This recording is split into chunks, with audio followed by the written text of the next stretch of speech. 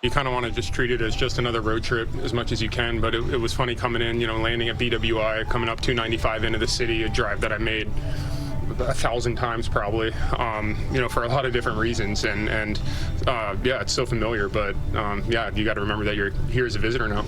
Trey, it wouldn't be your first time, but are you nervous or anxious about the ovation stepping into the box? No, not too much. I honestly haven't really thought about it too much. Obviously, the fans and I here have such a good relationship, and they're always going to be a special part of my baseball experience. So I'm definitely looking forward to it more than anything else. Trey, you've had more than a few moments on field where you've kind of had that sort of tribute, and then you've had to play a game, and Kyle Bradford's going to try to strike you out. Yeah, of course. How have you kind of learned to get that, switch gears and do that?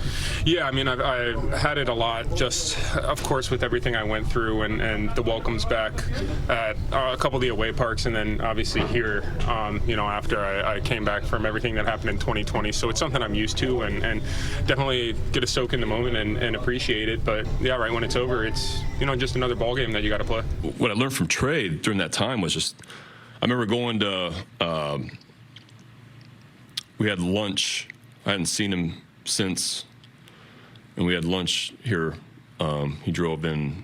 He couldn't come to the ballpark, and just seeing him look the same and seeing how strong he was and talking about it, talking about his chemotherapy and talking. I was pretty in awe of how strong the guy was and how.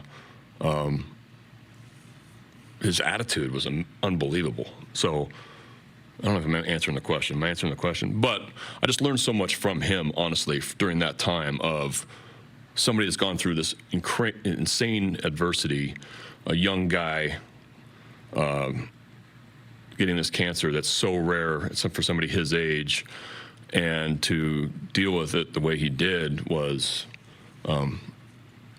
so inspiring. When I got traded, I put out in my statement that, yeah, my relationship with the city transcends baseball, and it always will.